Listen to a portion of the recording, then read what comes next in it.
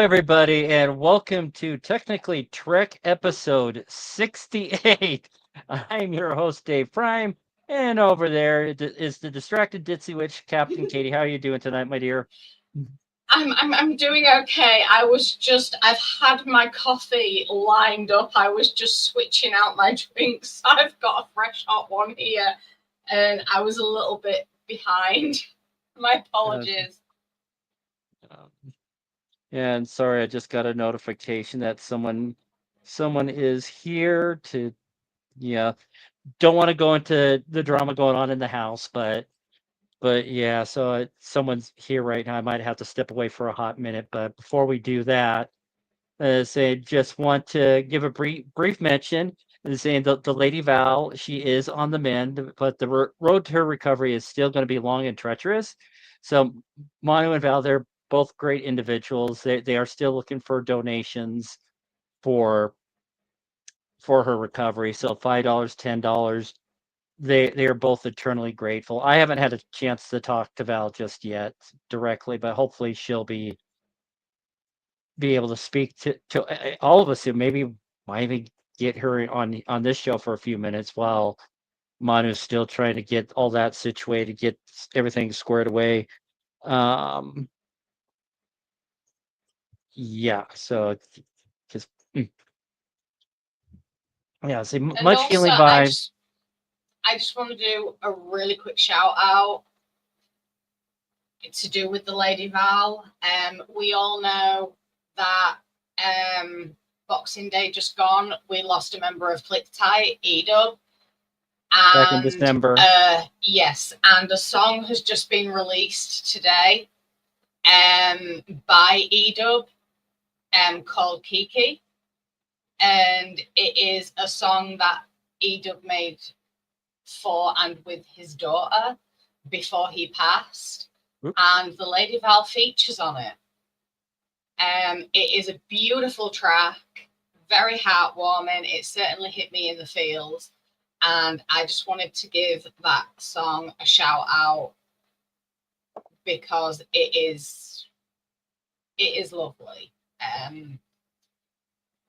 But yeah, we are all sending many healing vibes to the Lady Val and much love. Mm-hmm. So we love you, Valerie. Mwah. Yeah, like I said, we'll talk at one point. Hopefully, I mean, if you even watch this, hopefully you are. Hopefully Manu is. You never know.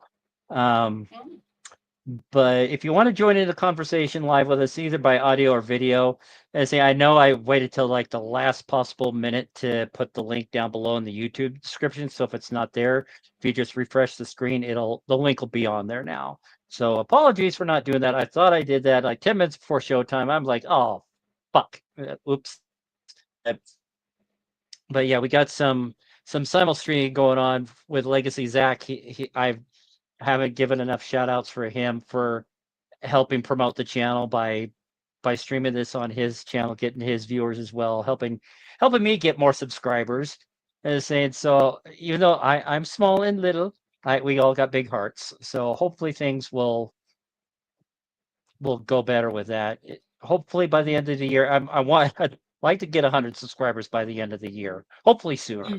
See, I'm going to be Yes. starting to load these old episodes on Spotify. So even though you won't be able to see our lovely faces, you'll be able to hear our banter and laugh because I'm going to be working on putting some like shorts on YouTube as well, especially that one episode where we talked about whether or not Data gooed in Tasha. Oh, please don't. Please don't. No, no. But I mean, obviously, yes, please do, but please don't. Yeah, but this week we're going to keep on our. Well, we just got two more weeks before we start talking about new episodes of Trek. Cause are you going to be okay, Katie? Took you off guard with that one, didn't I?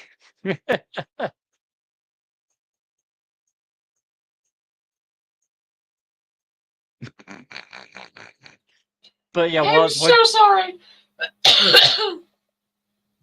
Oh dear. yeah, but like I said, we're going to still talking about specific characters in the Star Trek franchise. And sorry, my allergies have been kicking my butt today, so I'm going to have to step away for a minute to do other business, being house manager here and all that fun times. But we're going to talk about Nog. And saying starting off from a juvenile delinquent, just cut up and screw up, couldn't read. Saying to a respected Starfleet officer, he had a big story arc going on with his life. So as they say on Ferengi, let's have some Sluggo Cola. Oh, but yeah, that might be a little too slimy. So I just want to say, have some W instead.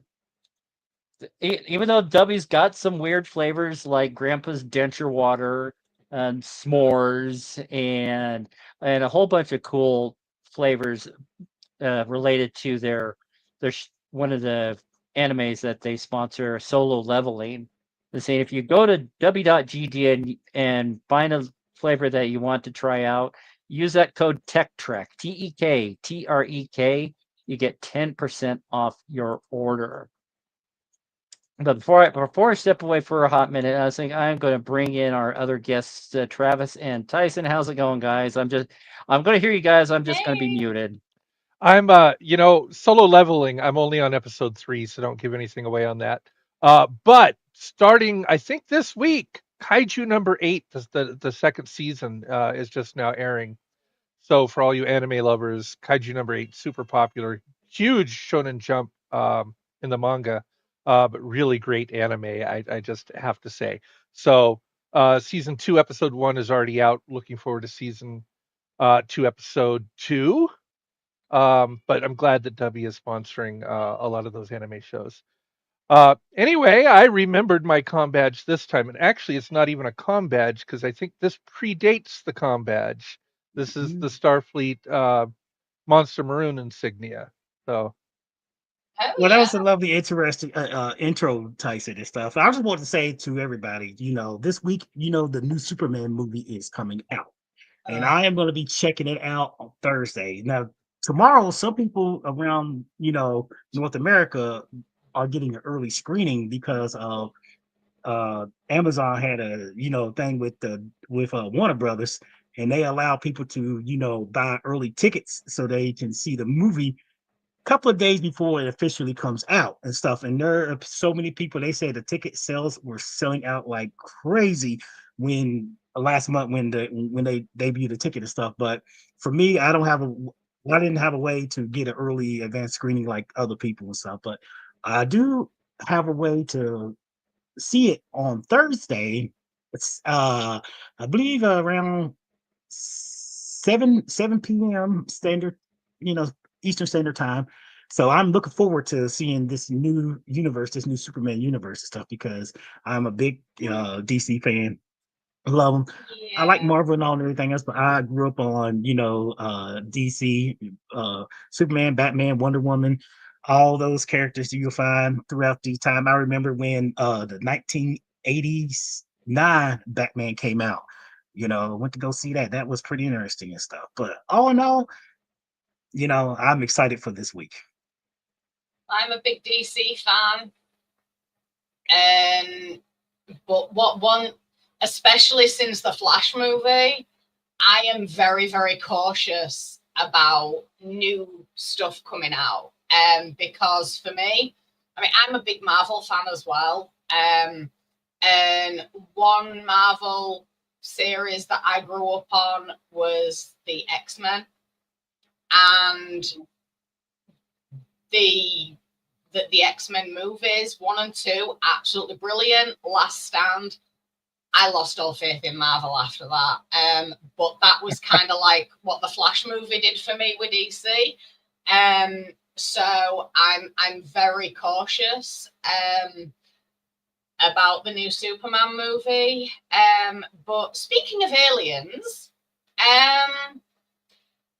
let's talk about our beautiful Nog, because this little dude, he holds a special place in my heart. He was one of the first characters that was seen in the pilot of DS9. And as Dave said at the beginning of the show, he went from juvenile delinquent to Starfleet officer.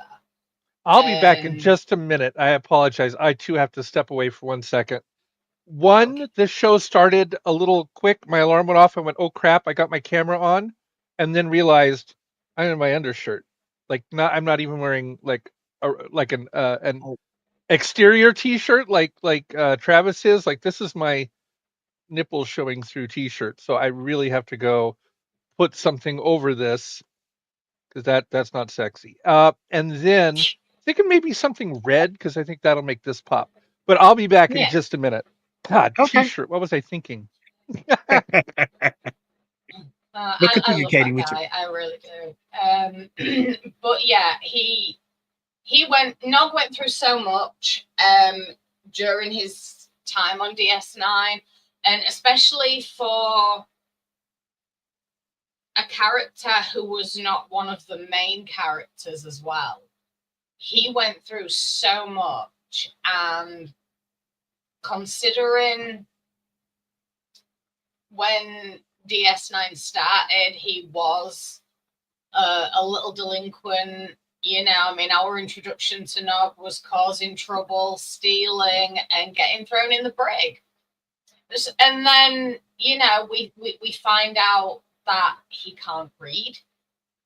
And then he tries to do the big Ferengi thing of bribery, trying to get Sisko to back his application for the academy. We talked about that episode. I'm back, by the way. Hi. Yeah. And he was basically forced to admit a hell of a lot. And Sisko pulled it out of him, and you know, he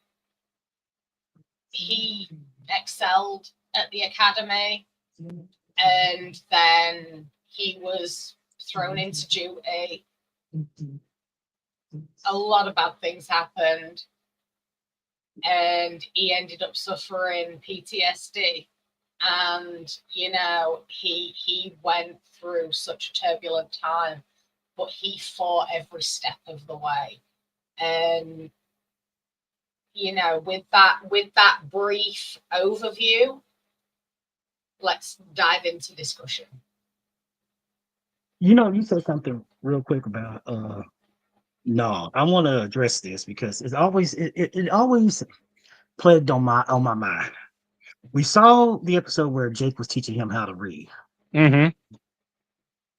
Ferengi male learned the rule of acquisitions at an early age. They supposed to, given their cultural and stuff and everything. They supposed to. That's really nice, Tyson. I like that shirt. I figured this needs something maroon. Go ahead. Exactly.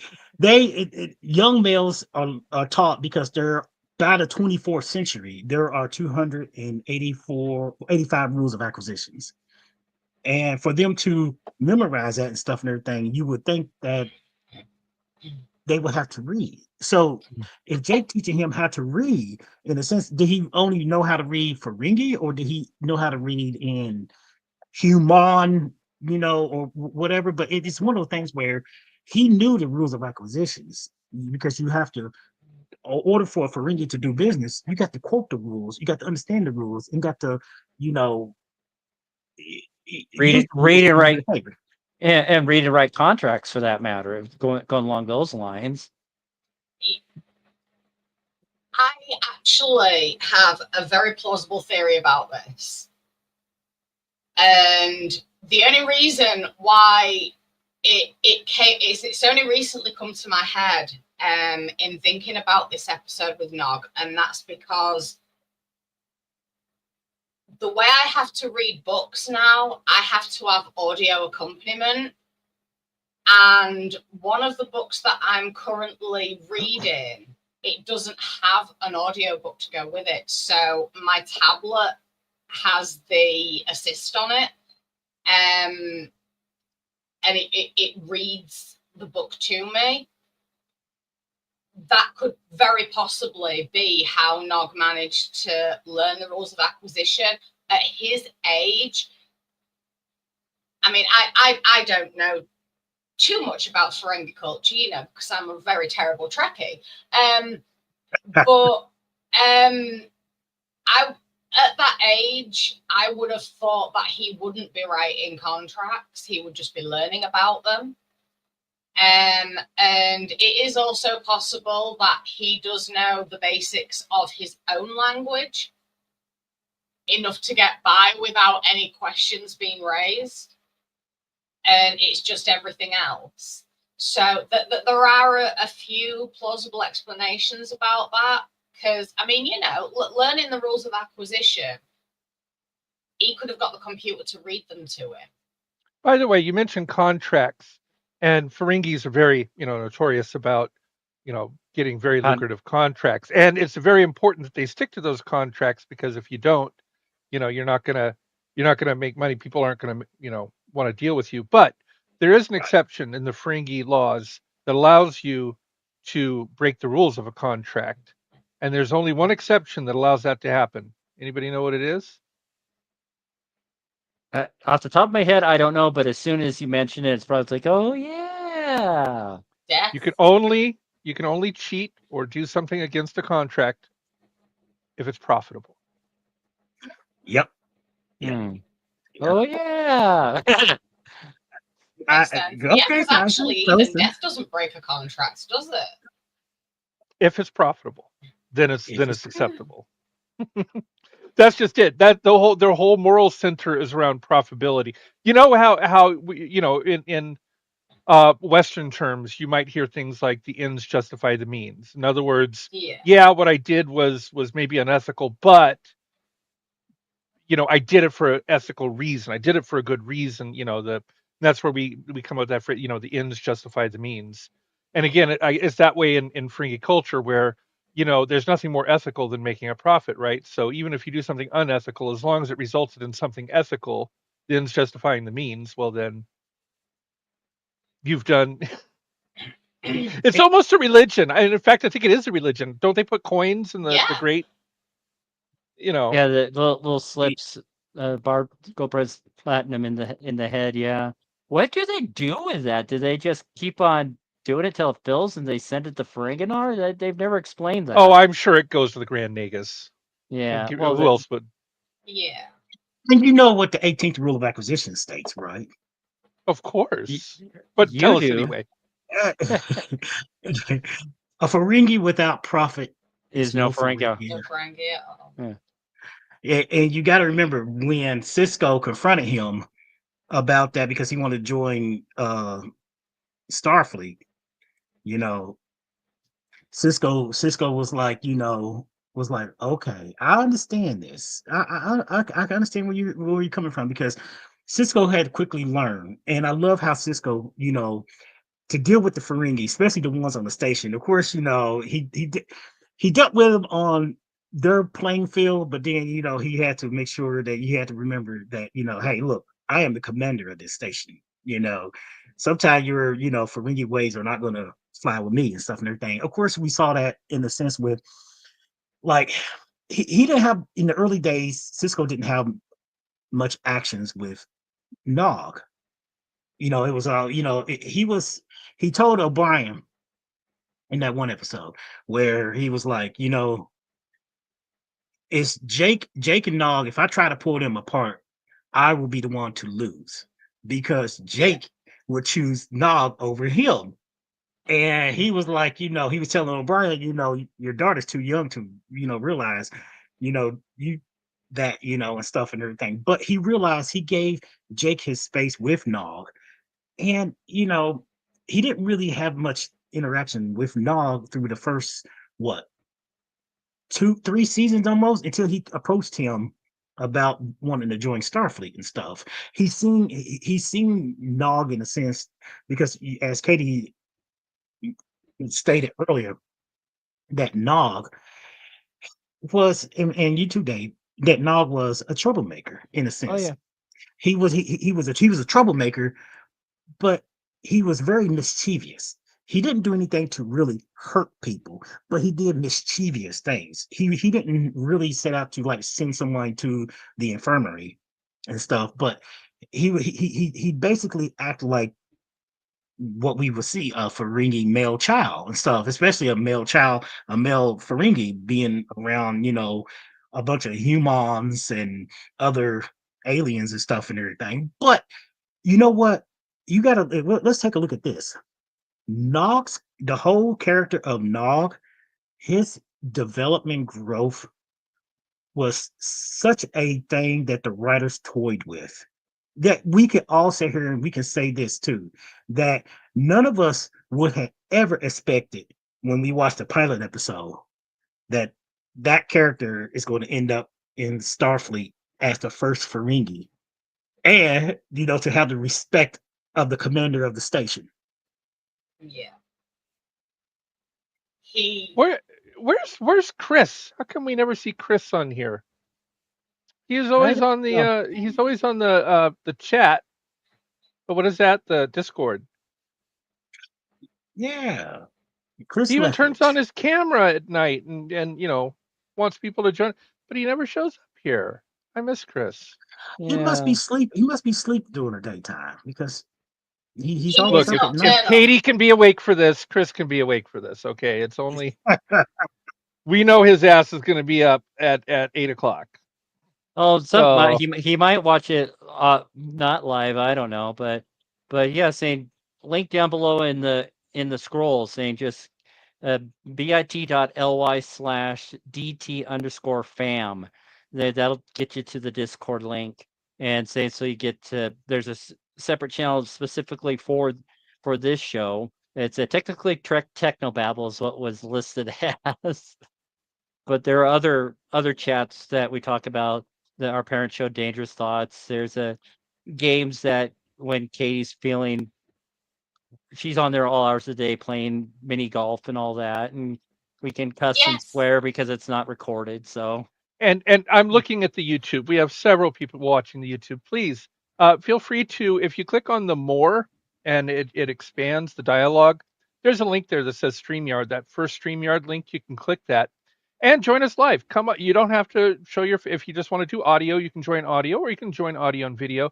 This is the original Technically Trek, not the other show, which we're not going to talk bad about any other show, but there's another show out there called Technically Trek where there's 3 people who do all the talking, and the only interaction you're allowed to have is through the chat. We're different. We would we love to have people come on and show their face and talk to us and actually be physically on the channel with us. We'd love that. So please do yes that. Join us. yes thank you I don't Tyson. bite. Dave bites a little bit. Travis gnaws. Now Katie will rip you apart. You got to watch out for Katie. She'll like a dog with a bone. Yes, Yeah, there's it some can be quite brutal. if there's some testicles involved, there's just like to motorboat in action, perhaps. Oh yeah. I'll motorboat anyone's boobs. Hold on. I need to refresh whatever I'm drinking here because, damn. But Hold. Smooth. Okay, go ahead. yeah, if by some chance you are looking at YouTube and the StreamYard link is missing, just refresh the browser. It'll pop up on there because I didn't catch the fact that I didn't put it in the description until 10 minutes before the show. So, whoops. Yeah, I think my ditziness is rubbing off on our host people. I did warn him many years ago when we met, and this is the result. You're welcome. I say we've been in what? Hey, that's my shtick. No, stupid freaking allergies driving me nuts. But I lost my train of thought. Welcome, Jim. Well, let me get real quick on saying this and stuff and everything else. Umax can be real fun too. Guys. Fun. You know what Umax is. Ferengi male loves good. Umax. Yeah, That's funny. An hour ago, I was giving myself Umox. Yeah, same. But I, yeah, for I was for alone. I'm just.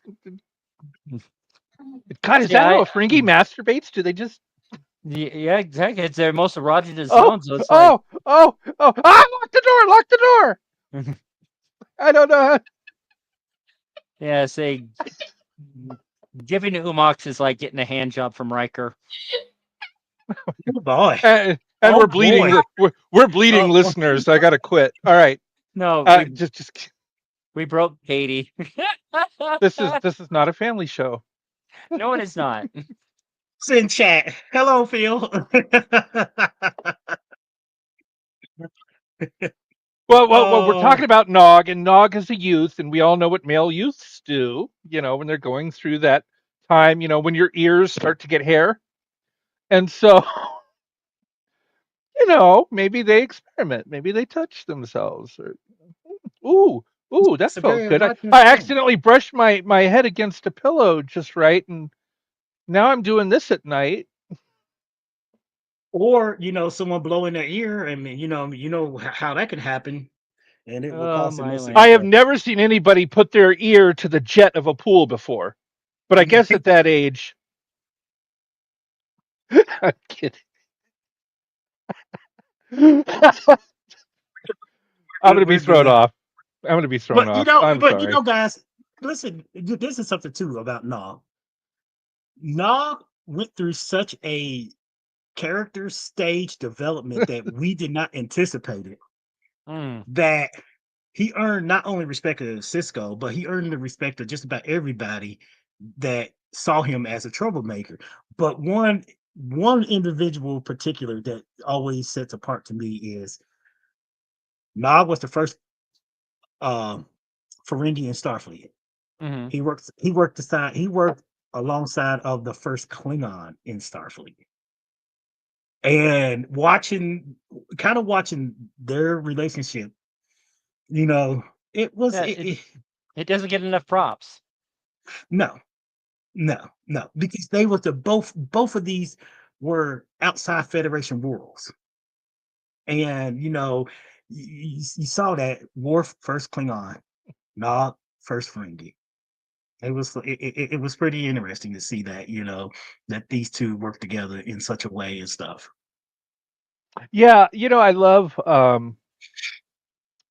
I have to say, Ferengis are something that grows on you, right? When you first Mhm. watched Star Mhm. Trek: The Next Generation, what was it, the second or the third episode that had the first Ferengi? Yeah. Um, and they were stupid, and those blue whips. I mean, I was like, uh, okay, whatever, this is dumb. And then we see him a few more times. I think the first time that I actually enjoyed a Ferengi episode was Menage a Troy, because there was some funny things. I love the opening where she just dresses him down. You little Oh yeah. troll. The way Oh yeah. Oh that yeah. was hilarious. It was the last outpost in Next Generation that we first got a glimpse of the Ferengi. Yeah, Yeah. but Menage a I Troy is the one that I think was funny, where Major Barrett just dresses down that, you Oh know, yeah. yeah, and then the other Ferengi comes up. Well, now that you've humiliated us, can we leave? And And he you know says, what? "Oh, and I That want her even more." that listen, that Ferengi that came up and told him how humiliated that That he was Ethan felt that Phillips, yeah, that Neelix. was Neelix. Uh, Neelix. yeah. It was Neelix. It was great. Well, that's It- it- one of the great things about Trek is because those actors and actresses that dress up in alien makeup, they can go do a completely different role in the same or a different Yeah, yeah. series. Jeffrey Jeff Combs. Hello. Combs, exactly. I was just gonna say. Oh my God, is there anything he has? Has he ever been a human? Is that the one thing he's never? Well, he was a human in the last episode of DS9. What You Leave Behind. He was a background character. Oh, that doesn't count. I mean, was he ever a foreground character as a Um, human, or is that the one alien? I say alien. no, Was it's that the one species? Listen, Aaron Eisenberg, Mhm. who did Nog, he was in the second episode of the second season of Voyager as a Yes, as a Kazon. Kazon. Kazon. Yeah, He was he a was the Kazon. Kazon youth. that Commander Chakotay Initiation. was trying It, to. it, it, it was initiation. It was the Mhm. episode initiation. Yep. Yep. Yep. I forgot it was in Voyager. What's that?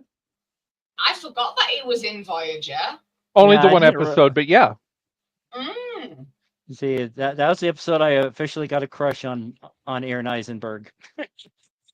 That's it. You know, Ni- I'm he is only ni- now realizing that Katie doesn't like the original series, and I forgot that this is from the original. Well, it's for the movie. I will wear a different comm badge next time. I swear. Oh, no, it's I've just got the. I actually don't mind the uniforms from TOS. It's TOS itself that I can't stand, mainly Shatner and a lot of other things. But yeah, we won't get into that.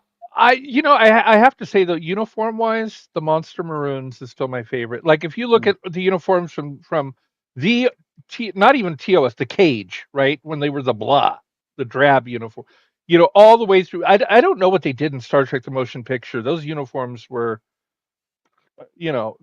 I really that's what you came up with. And then Star Trek 2 through Star Trek 7 had the Monster Maroons. Yeah. That Yeah. was like the two. Yes, Yeah, same. Jim. Yeah. That Yeah, links in with an episode of Next Generation. Yeah, the price was the Yes, bars. and The bars. isn't that episode of Voyager called False Prophets or something? Yes, false prophets. Yep. Eridor and Cole are the two characters' names, and then Ethan Phillips dressed up like a Ferengi to try and fool those guys. So Yeah, he pretends to be the Grand Nagus, doesn't he?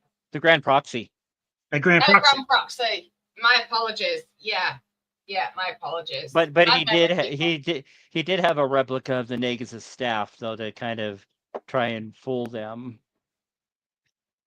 You know, when we talk about the Ferengis and we sticking back to Nog, Mm-hmm. watching him and watching Quark. I remember seeing an interview about Armin Shimmerman talking about because he was in the last outpost as one of the Ferengis that beamed down to the planet. And he was said that he was told by the director, jump around, act like a squirrel and stuff, and they're just, stuff like that. In TNG, we saw the Ferengis as almost kind of two-dimensional characters. It was only when DS9 came along that they really actually started giving them credit when it comes to character development, when it comes to how we seen these, aliens and stuff, because we always just seen them in TOS, as these buffoon, small, mischievous little furry, horny toad, bigger creatures. But, you know, we never really got to see them in their culture, their ways, their how, because I remember Data gave a thing. He said they are not the worst form, but he said that their society is based on capitalism. And at that time, we was in an age where the 80s where, Ronald Reagan coming at the end of Ronald Reagan's administration, and then there was was that Michael Douglas movie that greed is good and stuff like that. Star Trek had a kind of way of showing like maybe we have like a futuristic way of saying that there's this alien species that has a pure form of capitalism in the in the universe somewhere and everything. And it was really good to see how they develop characters like Nog, Rom, Quark. They all had their own individual story arc through the entire series and stuff and everything. Of course, Quark kind of like basically how Nog came to be. I think it was an agreement with a woman, Nog's mother, and apparently, her, the Ferengi female dad swindled not Nog, but Rom out of his money and stuff, and Rom got stuck with the kid, and the woman was able to, get out of it. I don't know how that works and stuff like that. It's like who gets custody of the kids? Like, is there like a contract of like, Yeah, there's a contract that they sign every couple of years, if I recall correctly, and Rom didn't read it all because he was in love, and so but there's that his wife's Yeah. dad put those stipulations in there that he lost everything. And And yes, One thing yes, Jim. Yes, that's exactly right. yeah, but well, one thing that is, it's good that Jim's just mentioned that, because when we got in, like, when we saw the Ferengi in TNG, they were basically introduced as these like evil space pirates sort of thing. But then they went through an evolution, or so it seemed. They went through an evolution, and we got to learn a bit more about them, more so in DS9 than any other series. However, the space pirate side of them kind of disappeared into the ether until Enterprise. And that one episode with the Ferengi in it, which we talked about a couple weeks ago. Yeah, because that's the famous episode where Trip's running around in his underwear. Much to every gay man's delight. Yeah. But we saw a mixture of the space pirate and the version of the Ferengi that we see in DS9, the profit seeking, and that they were spouting rules of acquisition and things like that, but that was very much mixed with the pirate persona, and it was very good. I really liked that episode.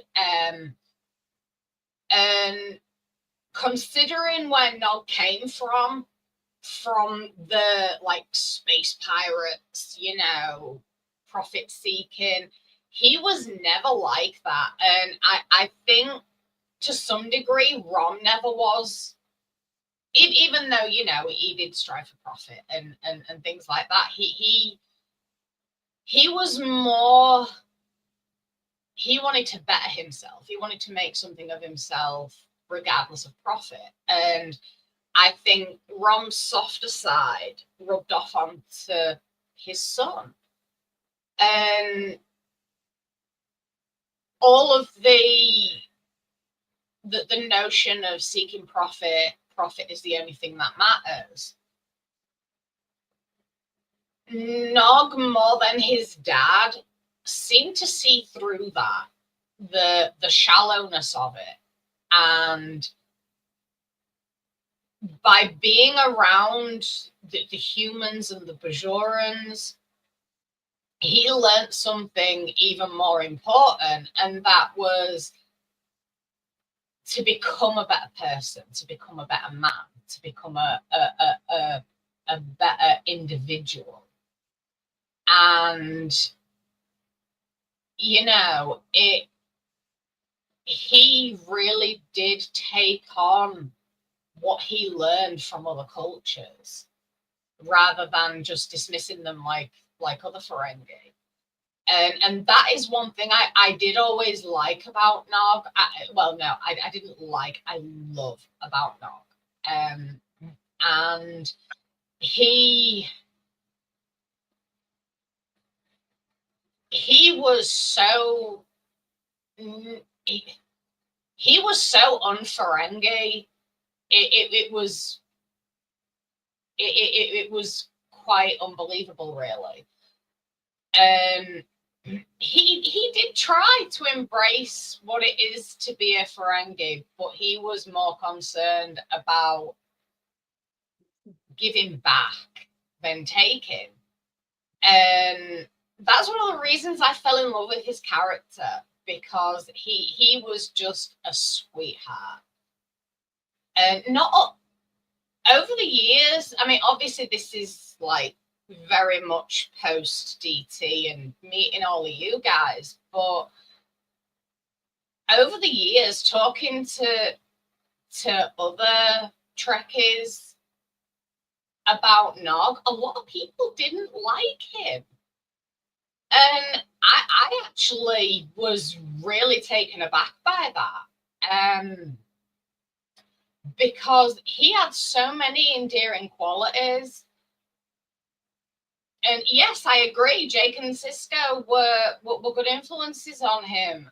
But I also think it's more in depth than that. I think that he was one of the few Ferengi who saw through, excuse my language, but saw through the bullshit of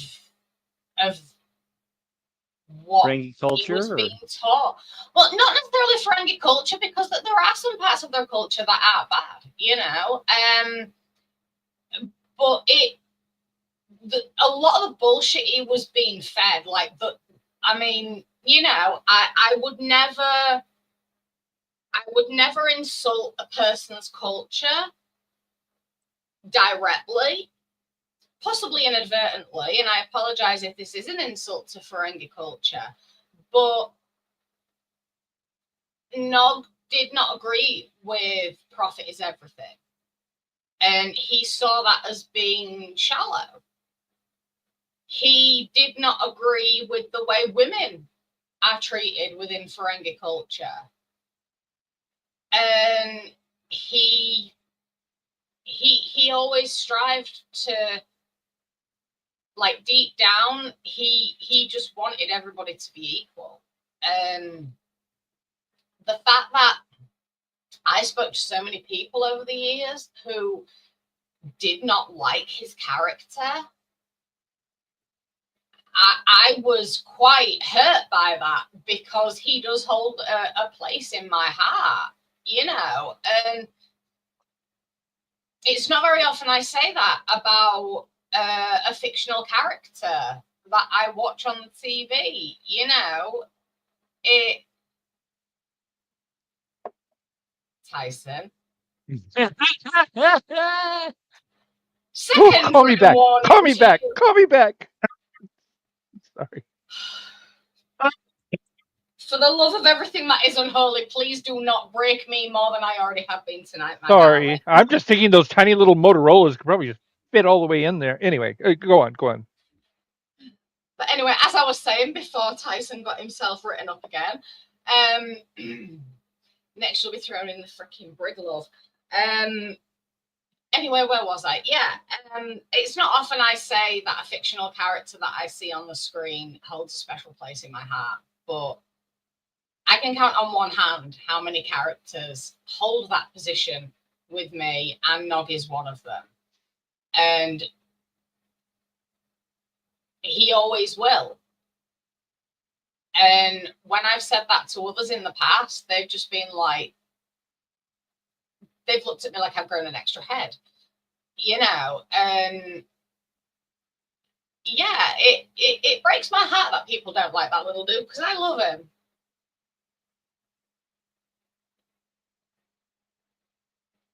Yeah, you know, I liked him too. The thing is, I don't know at what point, because when we saw them, you know, in season 1, Jake and Nog were about the same height, and you know, Jake sprouted, Nog pretty much stayed the same size, and I don't know, you know, during casting if they were aware of. I'm assuming it was a type of dwarfism. I don't know. no, I'm not a doctor. if memory serves, it had something to do with and see, the actor Aaron had some kidney issues and had a kidney transplant, which kind of screwed I up his was aware of growth. that, and it did stunt his growth. But even with stunted growth, and even with a kidney transplant, a lot of people have had kidney transplant and stunted growth, and were taller.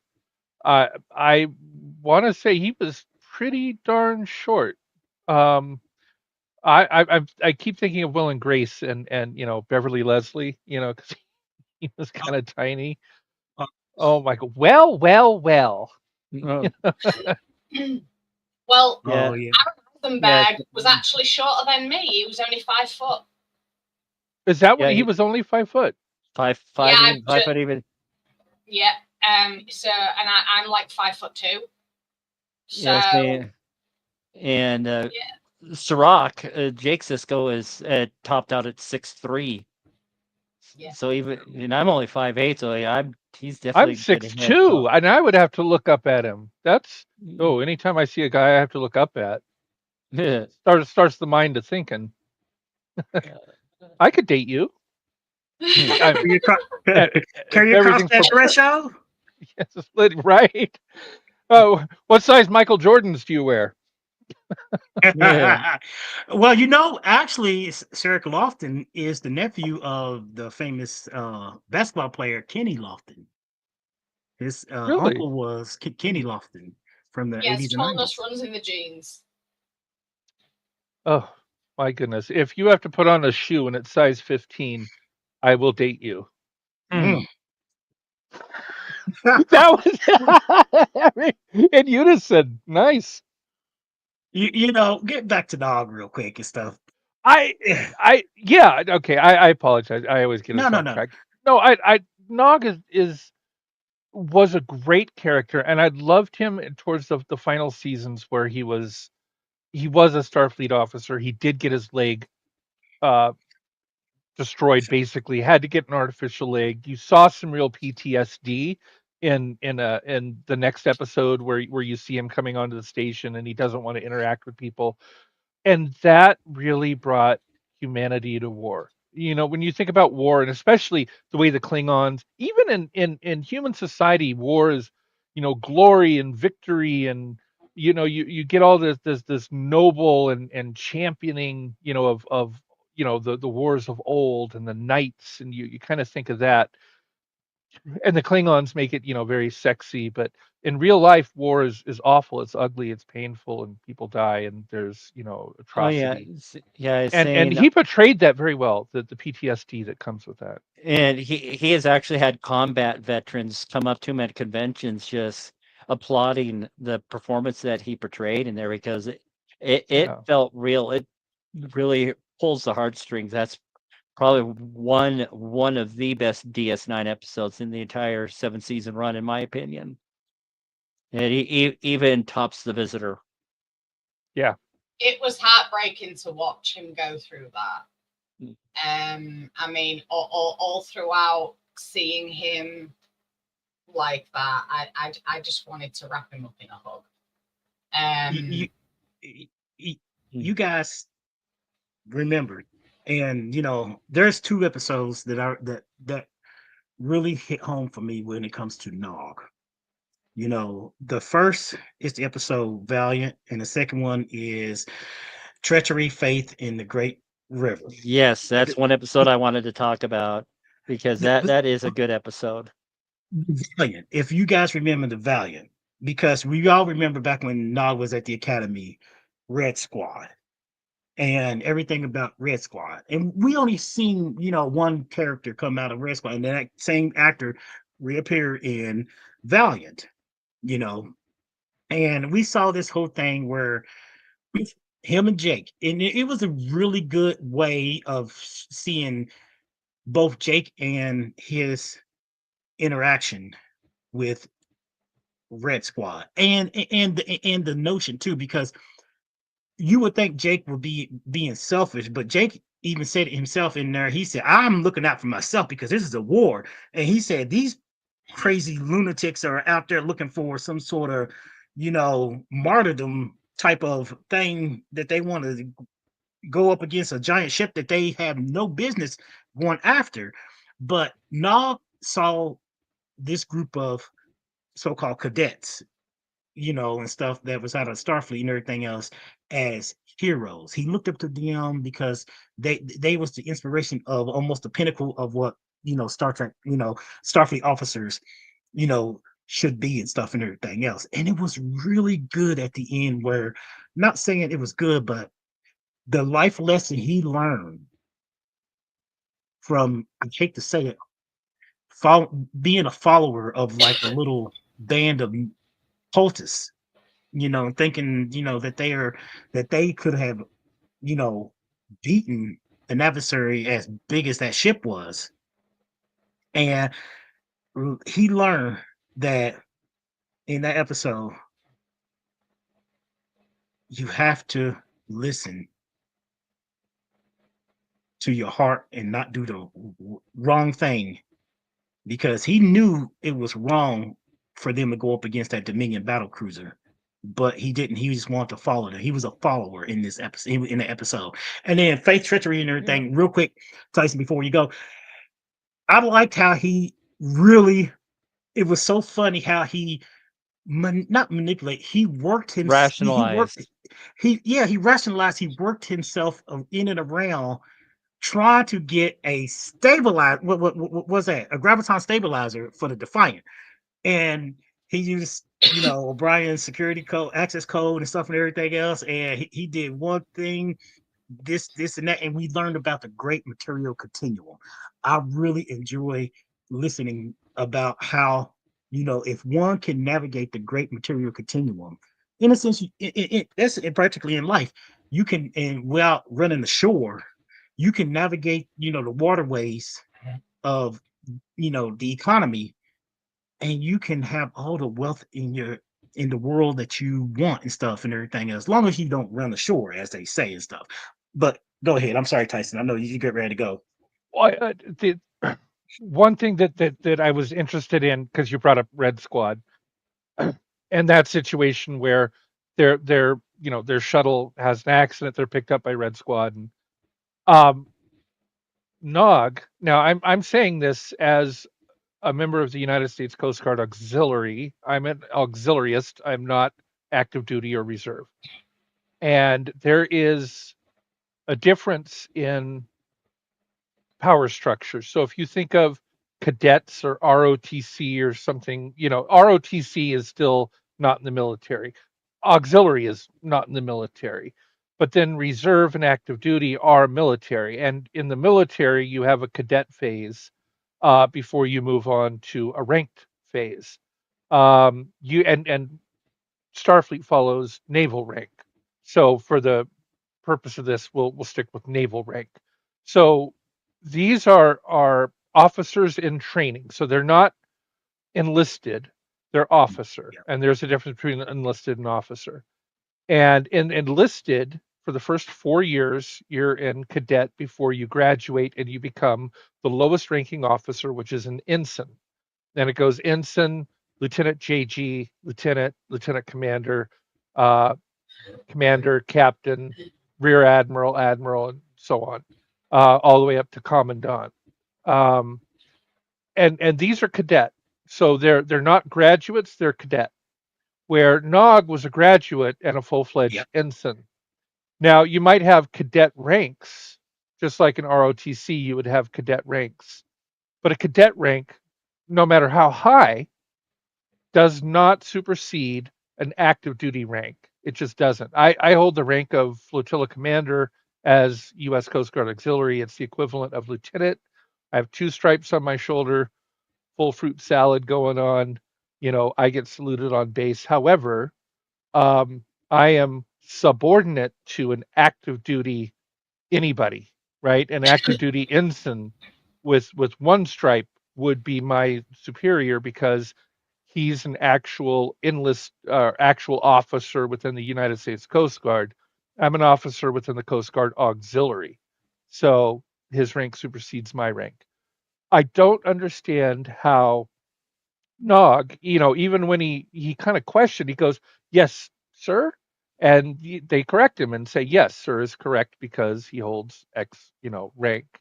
And that always got me scratching my head because I'm like, no, really? Nog is the one that you're going to Want the be same calling thing. sir because he is active duty ensign, which outranks any cadet rank, right? Thought the same thing, Tyson. I thought the same thing, because I looked at that. I was like, they're still cadets. And Ramirez, I guess the Captain Ramirez supposedly appointed him as the captain because he knew he was dying. So he said, basically, I'm gonna have to promote you as captain.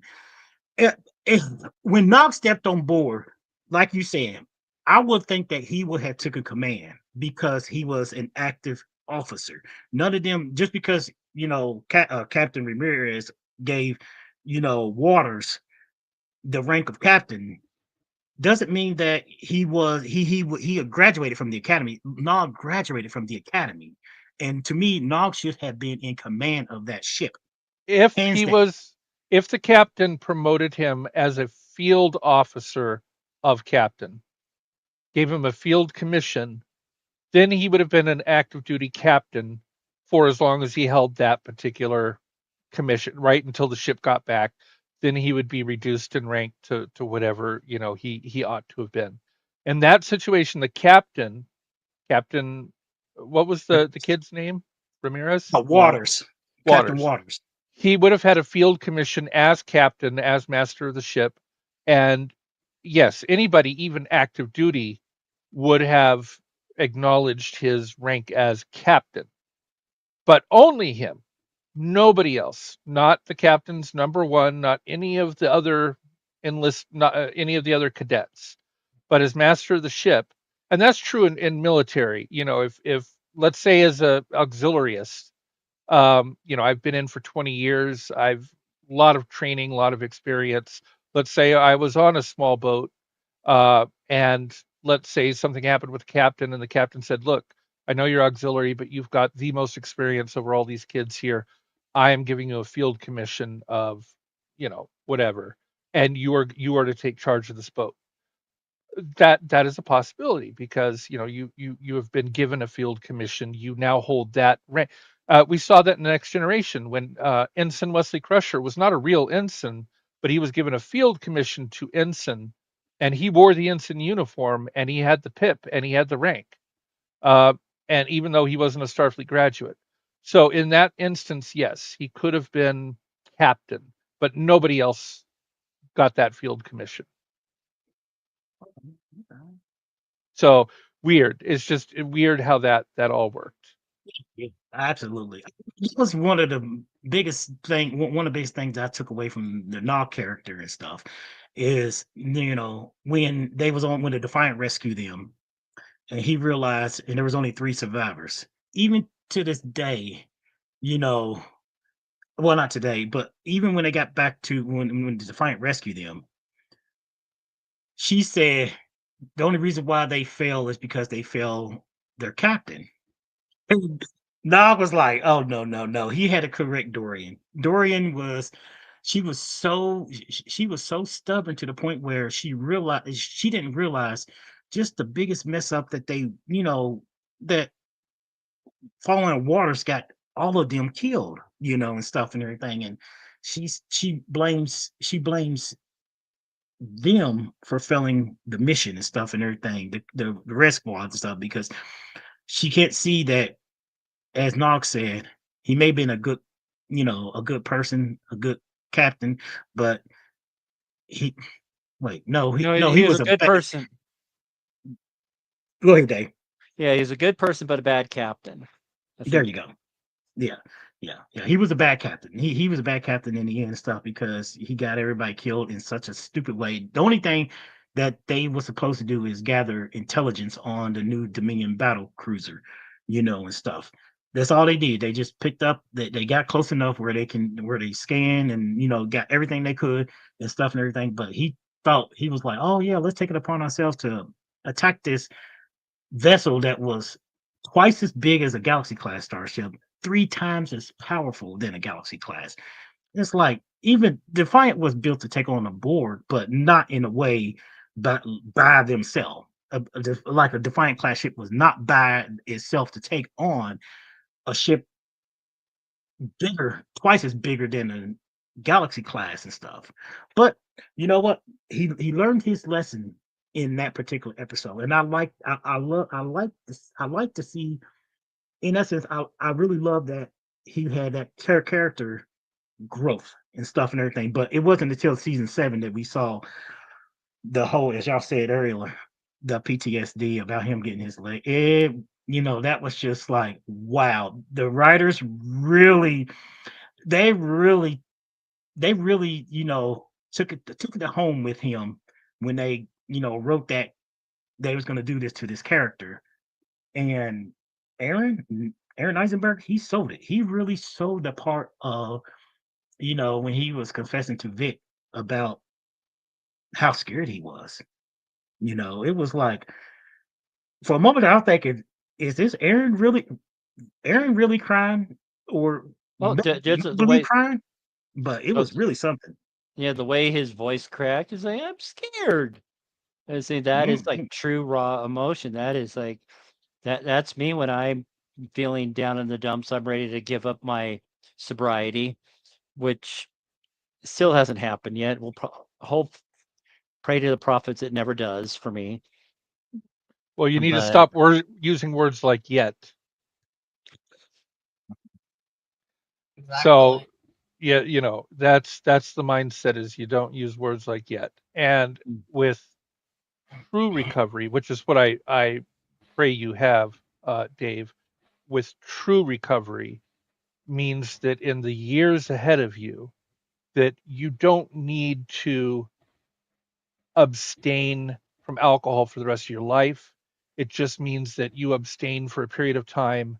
And then if you do reintegrate into being able to have a drink once in a while, that you've mastered the ability to do it in a socially responsible way where that it's, if I'm at a party and if I have one drink and then I don't drink again for a month, that's fine. That's not an alcoholic. And I know that it goes against the teaching of AA. AA says once an alcoholic, always an alcoholic, and you can never have another drink for the rest of your life. I disagree. let's I say, don't think yeah, the Vulcans will have a like of the Vulcan mentality in a sense yeah, would be like self control. But go ahead, Dave. I'm sorry. let's say Jim's got to bounce. His kid needs his computer, so yeah, just when he's done, just hop in and watch the rest of it at the hour mark, Jim. So who knows what we're going to be talking about next? We'll Okay, see you Jim. next week. And I'm way over time. I got to get ready because I'm net control tonight. Luckily, next week I'm just a participant and I'm not actually net control.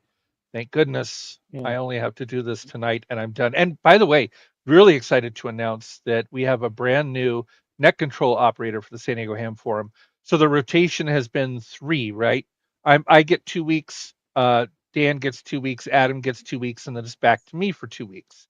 Now that we have a fourth, his name is Ray, uh, N6 VPA. I don't remember his call sign, but now it's 2 weeks, 2 weeks, 2 weeks, so it's almost a month and a half before I have to do net control again. So gives me a Woohoo! long, long break. Really excited about that. Oh, Yeah, Philip's here to take my place. Hey, Mwah. Thank yeah, you, Philip. but before you run off, Tyson. So Tyson. even if I take one drink, I will have to start collecting these coins over again.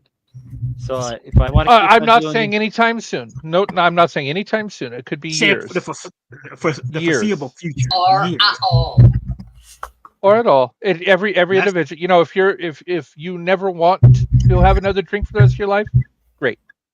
yeah, But I do have the occasional zero proof drink. I had a zero Heineken about a month or so ago. I've had that it's that not bad. zero. Actually, you should try the Bud Zero. It's also a 0.0. So it's not like near beer that has 0.1. I mean, this is a 0.0 Bud Zero, and I have to drink that before I go see my doctor. So next week I'm going to be drinking nothing but Bud Zeros. Um, it tastes pretty good. Um, it's if you like the flavor, it's good.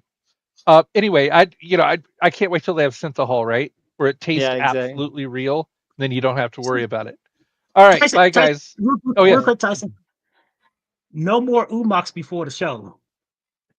Oh yes, I remember I got your text. I was just that. I can't imagine things like, earmuffs or rubbing the kitty, and all of a sudden you're like, oops, I got to change my shirt. You know, it, Speaking of Kitty, I did see Callie lurking behind you there earlier. oh, So. before I go, yes, where is she? Come here. Oh, where's Oh, my Calipod? come say hi to everybody. Oh, look Oh, at baby! and she's Look getting Oh, at I so. missed this. you! Look how She's how oh, big she's getting, and her I was claws are good. getting even bigger. Yeah, I was Oh, gonna Oh, say, yeah, I Say she's hi. definitely love looking bigger. that baby! Not Oh, so baby anymore. she would always be a baby to me. Okay, hold on. Let's do the back flip. Woo! There's a bed. There's a bed. Calm down, everybody. She's fine. All right, bye. See you later, Tyson. You'll be lost. I never thought I'd see the day where Tyson's flipping kitties. I never thought I'd see the day where Tyson strokes pussy, but there we go. I wasn't going to say it, but Yeah, I'm you gonna missed make up it. for Tyson's loss somehow, aren't I? Yeah, you missed it earlier though, Philip. I say I made a comment about the naked now again when Data was having sex with Tasha. oh, Yeah.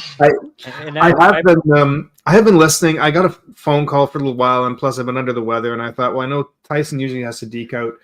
Everybody's kind of said the same thing. I don't know. I think everybody's kind of said almost the same things that I would have said. So I felt like it's just kind of waited out for a bit. But, We appreciate you popping in. but So you always welcome to throw in anything that you oh, I feel know. I about appreciate it. Nog and stuff and everything. Yeah. I mean, it's nice to hear other people's opinion. Like Katie said, But- she met a lot of people in the social, circle of Star Trek where a lot of people did not enjoy Nog.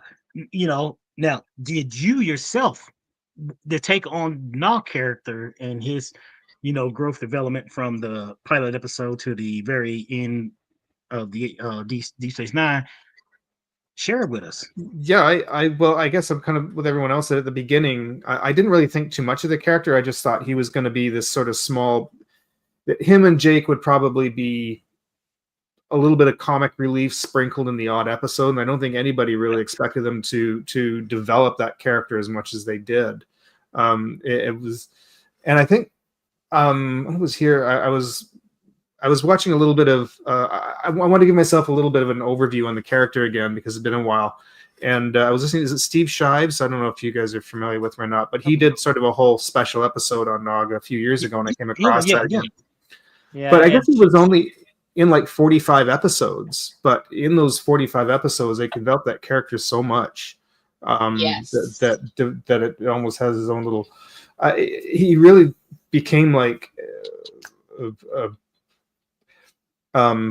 You see images, pictures of they have the group photos for like each season, and I always felt like he should have probably been just down sitting in the front or somewhere to at least be part of that picture because he really was kind of an important character. But it did. It's one thing though that I thought kind of what's the word emphasized, I guess, in my head about these series. One thing they did very well, and I know they started to do it with TNG and especially in DS9, is the way they would take secondary characters and they wouldn't just make them these little offside characters that would throw out lines or have little quips or just have little. They really took the time to develop some of these characters and really give them like a backstory and give them their own stories and develop the characters and make them go through something. Absolutely. Because DS9 did that very well, I thought. But that everybody sort of you got the impression that everybody was important there. And so I mean, they could have picked up any background character if they wanted and done something with it. But yeah, I thought it was really. Anyways, yeah, go ahead. Background characters, it says not to get too off subject and everything else, but who mourns for Morn? Morn, the bald head guy who always sat at the bar, the bald head alien. Okay, yeah. Morn. People talk about him so much. They say he don't stop talking or anything. He's such a background character, but it's like if you watch the whole, his little story arc behind, you'd be like, oh, okay, more. And then when he basically the episode "Who Mourns for More," you were like, he killed off more. Yeah, I forgot about that. Yeah. But he didn't die. He didn't die. Oh, all right. Yeah, he didn't die. It was a really good. It was a really good way of saying Moore was more so of a good background character, than people, really paid attention to. Yeah. That is one thing that I do love about Trek is even when there is a character who isn't part of the main cast, every now and again, as with Nog, and even more, you know, they make something of them and get them involved. And, you know, a little bit off topic of Nog, but about characters who aren't really in it much. Voyager. And yeah, I'm going to give a shout out to Manawia. Icheb, he was only in 11 episodes and he became such a beloved character. And he had a really major story arc, you know, and he was the reason 7 of 9 didn't die. Mm-hmm. You know, and like 11 episodes, and he had such major things going on.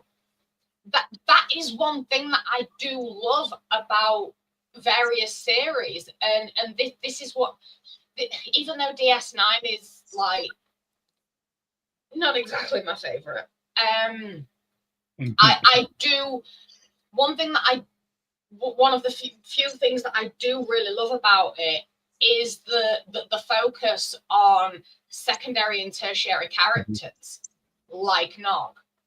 And as Phil already stated, Nog was only in, did you say 45 I episodes? think they said 45, yeah. And he left such a big impact. In my opinion, he was an inspiration because he fought against his own culture. He was the first of his kind to be in Starfleet. He literally lost a limb, you know, for Starfleet, and he suffered tremendously, but he fought through it with everything that he had, and he did come out on the other side of it. And to me, that is a show of such strength. And I imagine that Nog, I mean, as well as Aaron, who played him, but just the character of Nog, I believe that his story helped so many people, and I would like to think that, especially others who suffer from post-traumatic stress. And it's so beautiful. As heartbreaking as his story was at times, it was a beautiful thing to see develop over the course of those 45 episodes. I actually thought it was in less episodes. I thought it was like in the high 20s. 30, yeah. In all honesty, but you know, even just 45 episodes out of so many, that is very few. It was lovely. It was. Well, and in 2020, in an episode of Star Trek Discovery, saying the crew came across the USS Nog, a Eisenberg class starship. So that is a sweet tribute, because it happened about a year after Eisenberg's passing, for the writers to do that kind of, like, really encapsulates the strength of character that Nog had in DS9. Even though it took 800 years to name a starship after him, let alone a class of starships. I mean, it is what it is, but say that's first post Berman era Trek. That was, well, it started as pre-Berman, then went to post-Berman, which I just want to say that's great.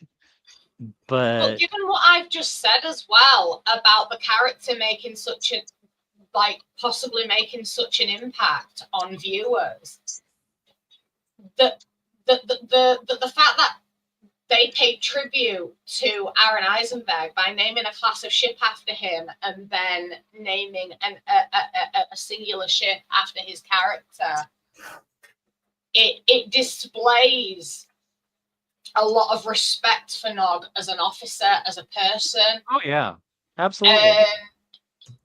That goes with what I was just saying, because I'd actually forgotten about that, Dave, and I'm really glad that you brought it up. Because I had actually forgotten about that, but that goes very nicely with everything I've just said, and I take my hat off to the writers for doing that, because Nog deserves it, and so does Aaron Eisenberg.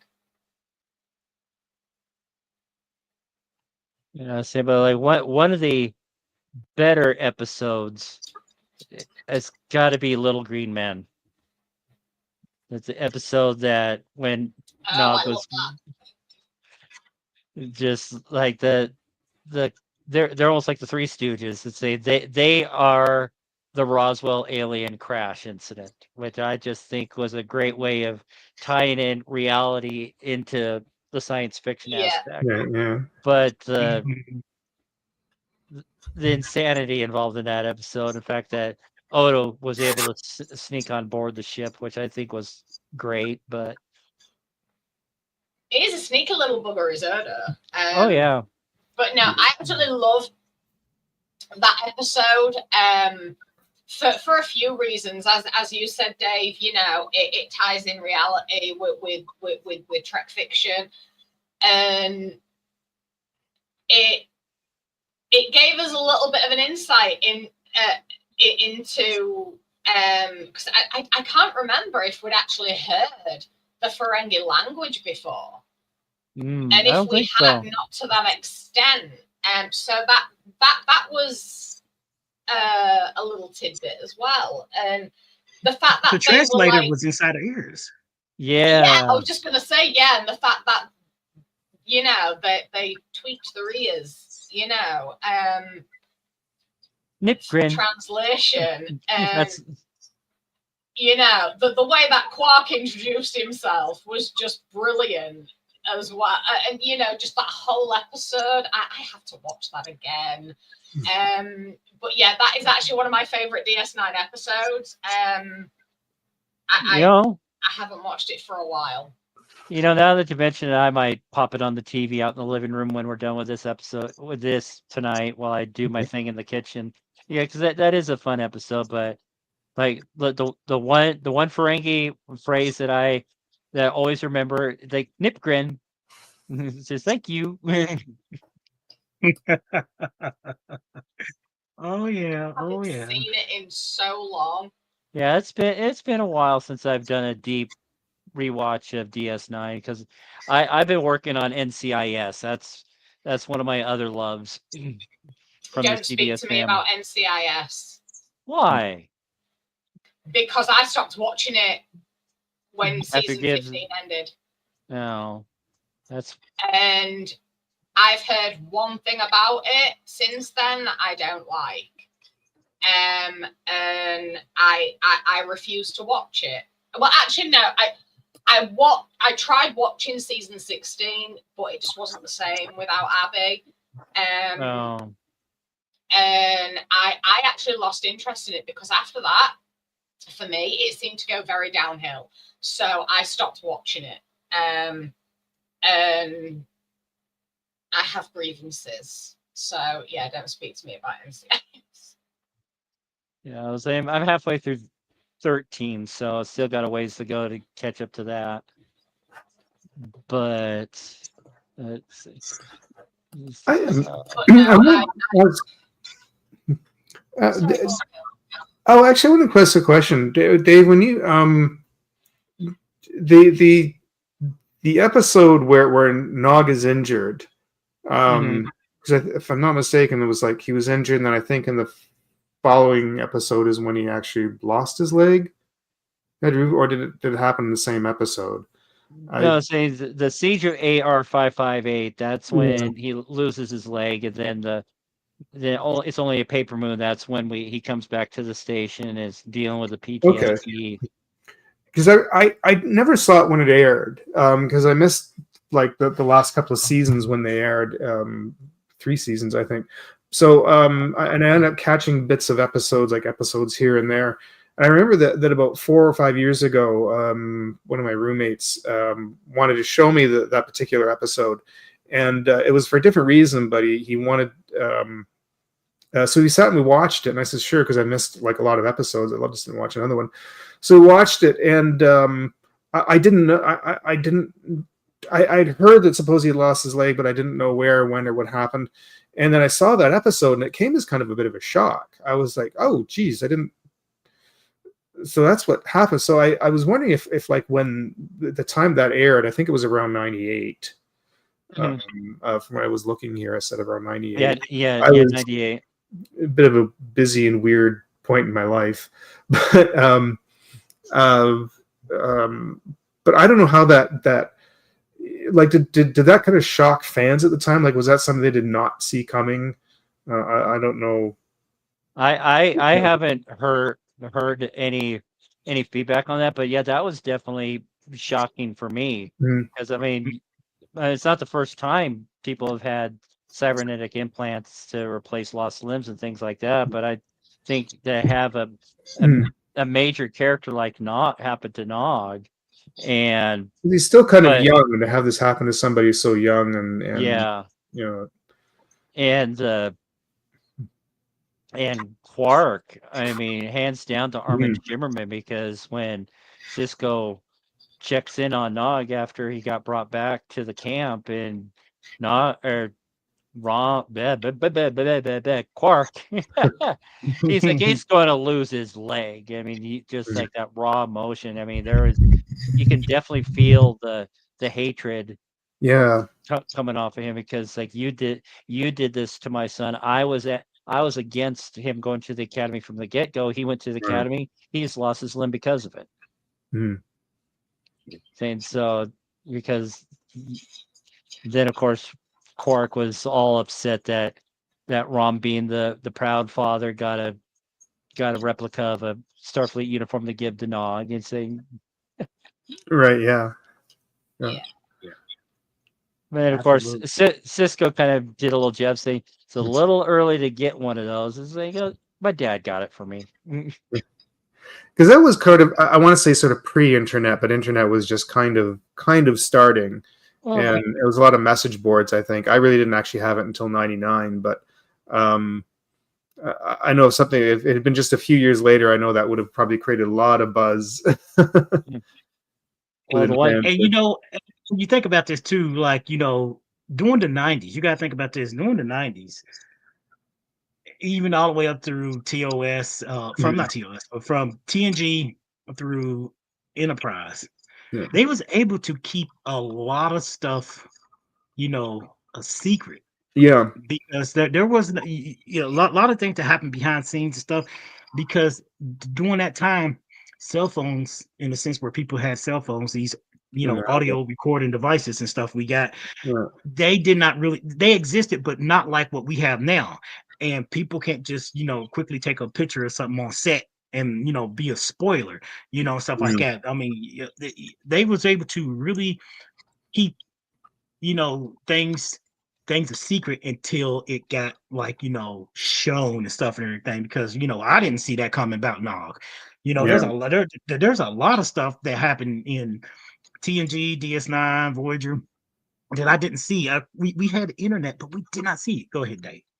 No, you can finish what you're saying, because I got a follow up to that. So okay, I was just saying that the fact that they was able to, you know, during the 90s, you know, was able to keep things under wraps from, you know, people saying, "Oh, well, that goes. I don't have to go to the movies to see it, or I don't have to watch it now because, you know, I already know what's going to be the ending and stuff and everything." It was really great during those times and stuff. And now today, it's very hard. It's very hard for, you know, productions on production sets and stuff, movies and TV shows, to keep things a secret, because you know, these audio recording devices that we call cell phones. Yeah, but before cell phones, before the internet, there was the National Enquirer. Oh yeah. Yeah, saying because I distinctly remember 1993. I need to get a haircut, but I was at my hairstylist, waiting for her to with the customer. I was reading the Inquirer because it had a thing on Star Trek in it, and it said that Data's gone rogue, Data's gone evil. I was like, what the? Oh, that's a bunch of freaking malarkey. But sure enough, at the end of Descent, we got Data. The Sons of Soon have joined together, and together we're going to destroy the Federation. So I was like, holy fuck, the Inquirer was right.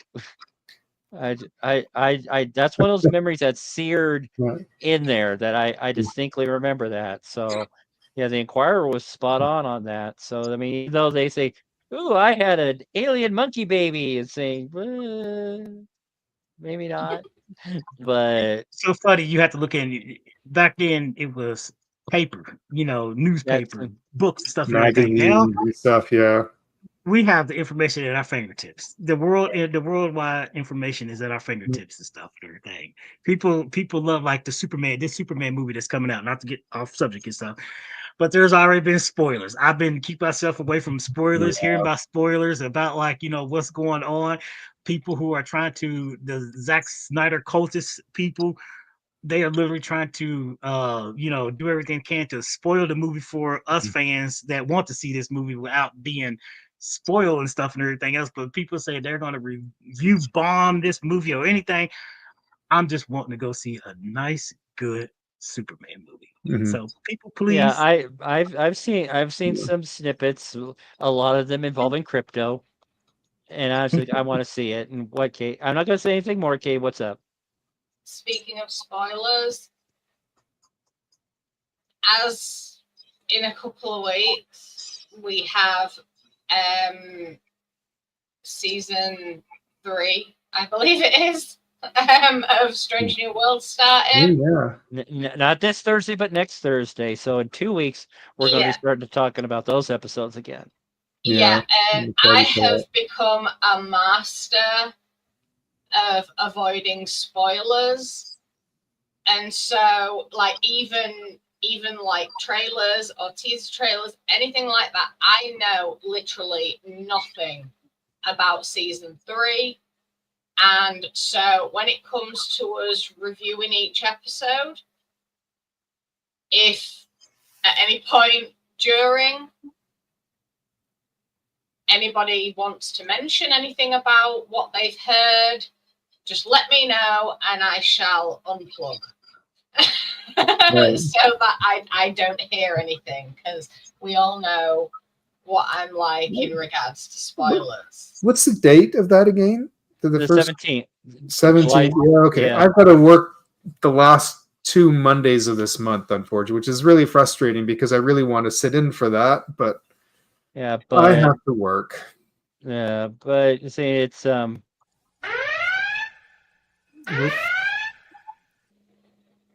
So whenever I got the red alert sound effect on there in case there's like a. Oh, okay. I'm working on getting that tied in with being able to maybe have it flash on the screen, just like red alert, spoiler alert. Yeah, and then I can just pluck out my earbud. I got earbud. All right. And Bad kitty! Oh, you're in Australia now. What? There we go. do you know what? I don't know what has gone wrong, but that only happens because of a loose connection. I figured out why that was happening, and I need to readjust. I need to readjust now. The focus is going out, but something has happened at the back of my PC to cause this, and it's already really pissing me off. But I think I know what's happened. I've been plugging this in and out the back of my PC flash drive. Okay. Because I ran into a few glitches on the place where I'm writing my books, and I had to make sure that I had it backed up like a lot. So I think I may have knocked something. So when I'm feeling able, I need to drag everything out and make sure that it's all secure, because I can't stand that happening. It really does my head in. No. And I meant to mention it at the beginning of the show because it happened backstage before the show. And it's the first time it's happened since I corrected the problem. So I do think it has something to do with me plugging in and then unplugging my flash drive. So yes, I do apologize that Bat-Katie has made an appearance. It's probably why I'm feeling so dizzy. Yeah. Mine's been going in and out of focus, hasn't flipped, but I've found that occasionally it'll suddenly go blurry for a few minutes and then come back. So I'm a little leery about it. I have a nice webcam that I paid, a good $250 for. So I it's a Logitech Brio, and I really like it. It's been a good camera, and I've had it for about 4 years, but I'm like, please don't conk out yet. I don't want to spring for another one just yet, but I purposely got a nice one. I purposely got a good one for doing things like this. So you see, I've not spent that kind of money on webcams. I refuse to, because every single webcam that I've had, I've come up with some form of problems. Oh, yeah. And this one, like when the focus goes in and out, when the screen flips and mirrors and I go upside down and then it does the squirrel zoom, so it's right here. It's all because of a loose connection. Yeah, talking about it's probably going to do a couple more of those things. Yeah, but it was a standing joke. It did become a standing joke on DT and technically Trek. But it was all because of a loose connection. For some reason, when I plug the USB into the back of my PC, it's loose.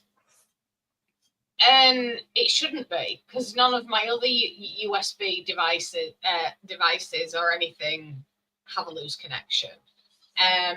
So yeah, that's already really silly. Okay. But there is another episode I want to talk about, but there's an episode that happened way back in the first season that kind of ties into this other one.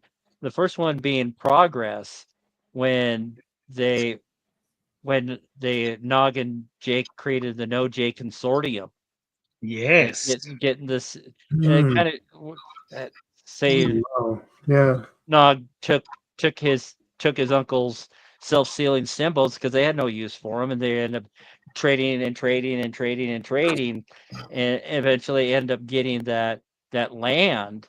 And of course Nog is like, land doesn't make money. But then at the end of the episode, it turns out that the Bajorans they were looking to build, I forget what it was off the top of my head, but they needed this piece of land to make the entire project work. And then bam, Quark got involved, saying, I know nothing about this No Jake Consortium. So he's starting poking around. Nog and Jake walk up to him, and Nog was Quark was actually impressed with Nog one of the few times. We never really did get a follow-up on that episode. No. I forgot all about that episode. Yeah, like I said, I remember when the first time I watched it. Yeah, that was a really good episode. I like that episode. That not to get too far off subject ahead and stuff and everything else, but the young female Bajoran lady, woman on there, it's so funny. She went on to be in the movie Jeepers Creepers, in the first Jeepers Creepers movie as if anybody's seen the movie Jeepers Creepers, so she was Derry's older sister and stuff and everything else. And it was really funny. I was like, oh my God. I was like, I remember her. She was in the first season of Star Trek Deep Space Nine. Oh, it was a really good episode. I like that one. Yeah. But darn it, excuse me. The kind of the tie-in on that is in the cards. When Dr. Geiger, Geiger needed this, that, and the other. They were going around all over the ship, getting the that stuff in the saline solution and other Oh things like yeah, that. yeah, But and it's so it's so it, funny to watch them do that. It was so funny watching them, work work, some of the senior officers to get some of the stuff on the station because Dr. Geiger did a background check on both of them and stuff, and then the character Dr. Geiger, who was played by I don't remember his name, but I I remember him. He was Lieutenant Durst in on Star Trek Voyager, yeah and he got killed in the first season. I'm like, oh man, I like Durst. yeah. Durst Say got killed. Brian Markinson was the actor's name. Yeah, yeah, yeah, yeah. That's another little, you know, uh, different actor playing a different role in Hmm. many ways and stuff and everything else. I like that. But like the previous episode too in the cards was Impact Nor. Was oh man, oh ooh, oh goodness. Talk about wow. That tested that tested a lot of them. Yeah, but not saying he's still pretty new at being an ensign, which I mean he only went through 2 years at the academy before getting his commission because of A, the war, and B, what he's done, saying they said, okay, you can skip the last 2 years, you're an ensign. Yeah, he But probably had to take some sort of final. yeah, no, he just like just checking, so just like he's still like feeling fresh and fancy, I guess you could say. But when the follow up to that see, I got too many things going on here. Saying, but going into actually no, he was no, I take that back. He was still a cadet back then. He didn't get promoted to full ensign until the beginning of season 6. Yeah, I'm looking at some notes. I think it was Favor the Bowl. I Yes. believe he got promoted in Favor the Bowl. Yeah, and of course when it happened halfway through the episode, we didn't see any pomp or circumstance. He's in an ensign uniform, and then of course O'Brien is just the Starfleet must be really bad to give you a commission, sort of thing. But the funny thing is, towards the end, O'Brien realizes I have to call that kid sir now because he's a chief and he's an ensign. So Yeah, Nog outranks him. as Tyson told us, he's a commissioned officer, and Yep, commissioned officers outrank, not enlisted comms. officers. Hmm. Mm-hmm. Yeah.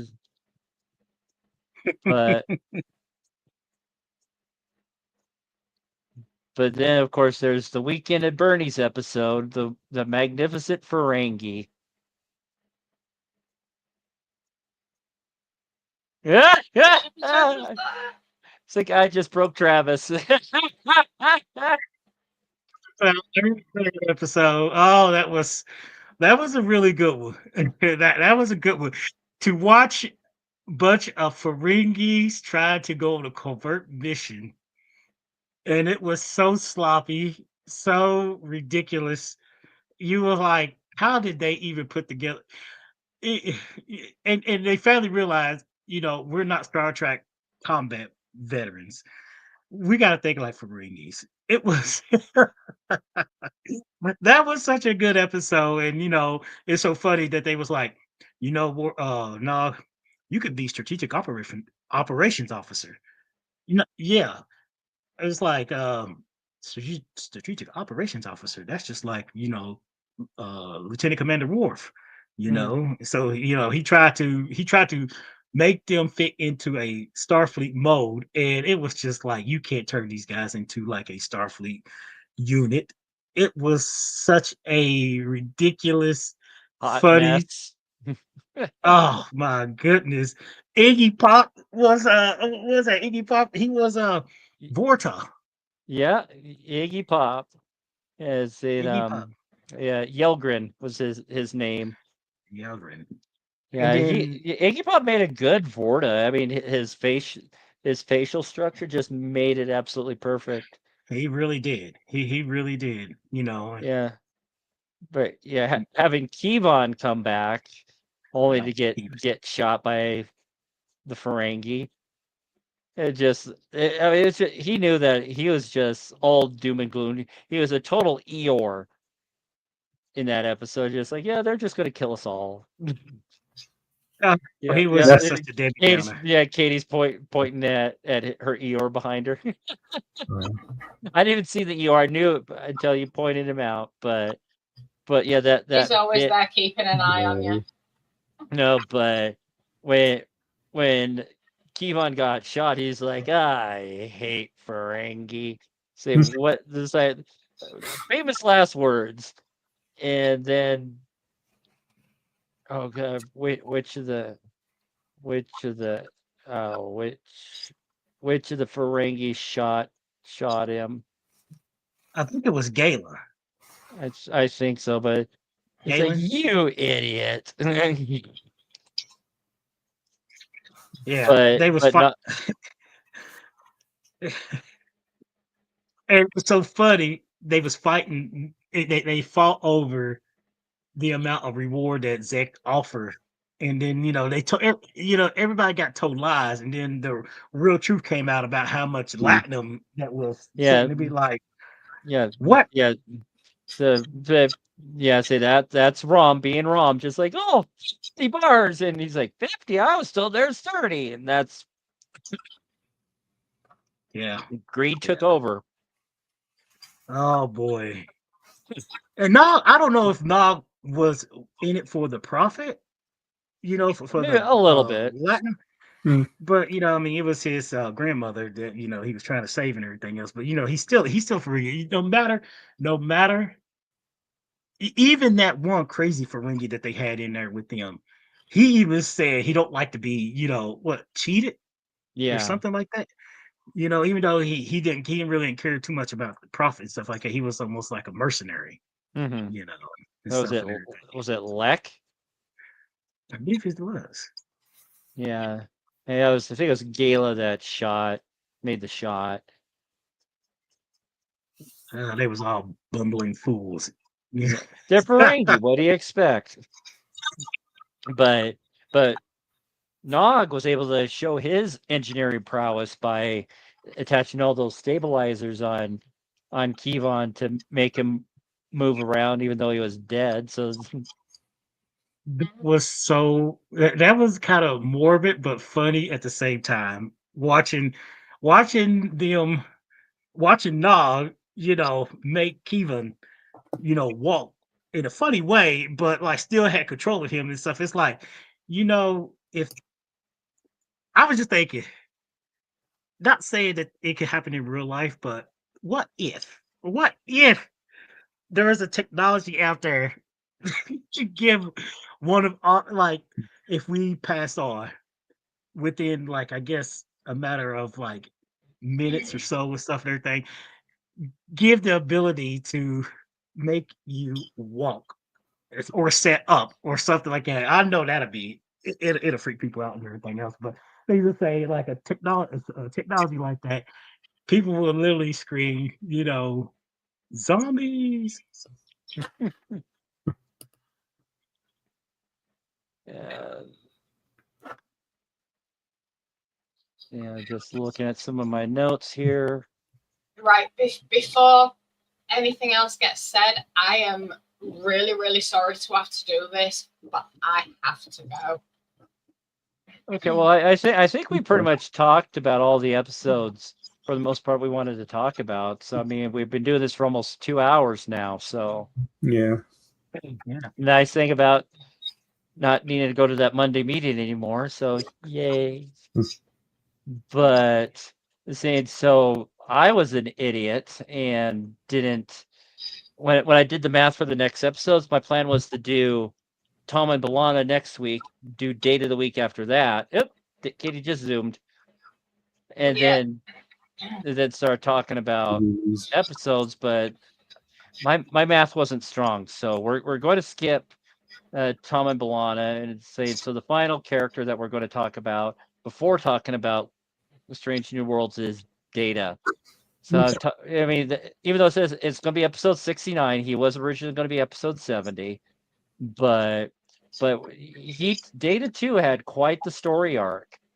Saying even though some of it even got retconned from early on, saying he was able to finally flourish and figure out who he was as an individual, as a synthetic android, and going all because we got Next Generation, we got the movies, and then we got Picard. Saying so, Data kept on coming up in Picard. So Yeah, that's I am very much looking forward to next week's episode because I think everybody should know by now that Data is my favorite of the favorites.